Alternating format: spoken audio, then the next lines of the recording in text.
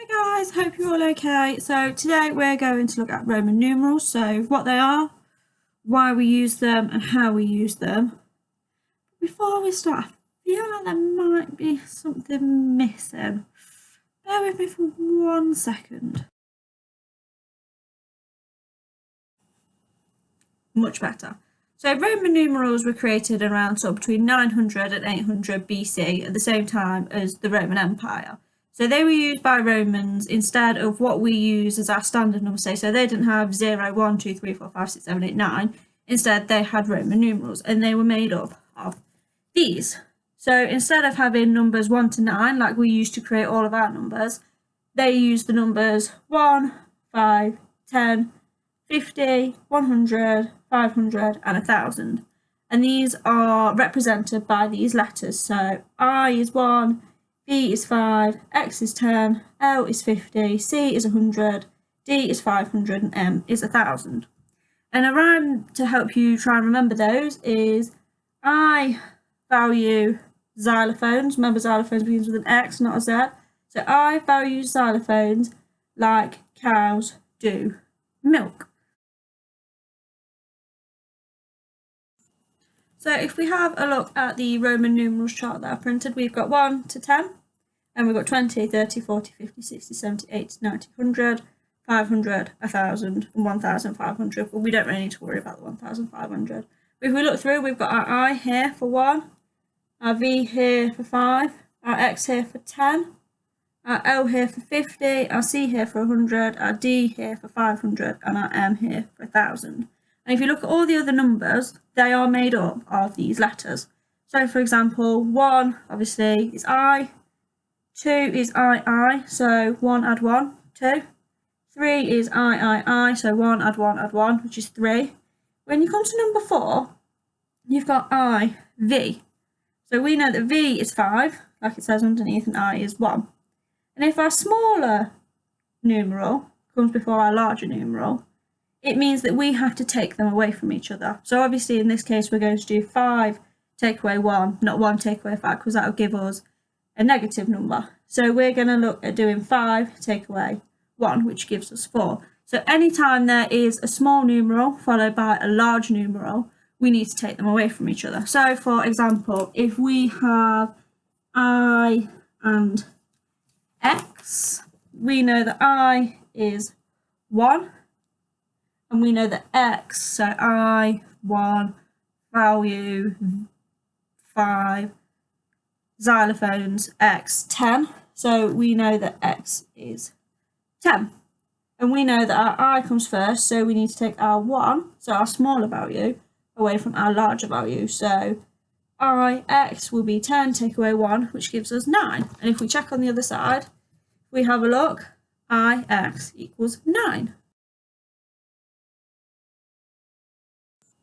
If our numerals are the other way around, so we have a big one, our large numeral followed by a smaller numeral, then we add those together. So for example, VI is 6 because we've got 5, add 1 equals 6. So again, another example for that would be if we did XI, so take the one we've just done and turn it round. So this time we have our larger numeral at the beginning, so we know that's a 10, we know that our I is a 1, add those together is 11, so XI would make 11. Now if you're looking further up your numbers, remember we need to think about being able to read them all the way up to 1000. So if we look, for example, at 60, we've got LX. So L we know is 50 because it tells us up here. L is 50, it's one of the main ones that we need to try and remember. So like is what it is in our rhyme. So L is 50, we've got X after, which we know is 10. So if we add those two together, it will give us 60. So 50 add 10 equals 60. If, for example, we wanted to work out 30, we'd do X, which is 30, because we know we've either got X, which is 10, or L, which is 50. So like we did for 3, where we had I, for 30, we have X, which is 3 tens. If, for example, we wanted 31, we would write X, 1, because we've got our large numerals, which we add together, followed by a small numeral.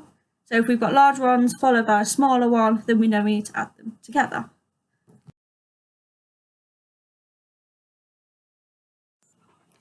If we were going to look at even bigger numbers, so we're thinking into our hundreds, if, for example, I wanted to make 600, I would get my 500, so I'd write D, because that's my biggest value, and then I'd follow it with a C, so I'd write DC, which would make 500 add 100, which would give me 600. So as you go through and you start making bigger numbers, you can use your knowledge of your first 1 to 9 to help you, and your knowledge of your larger numbers, and you can begin to create bigger numbers. So your tasks. I know in Pentecost 1 week 3, your tasks are to create a poster. So maybe it'd be a good idea to either write on this poster, have the rhyme that I've taught you, or maybe you can come up with another rhyme to help you remember using those letters.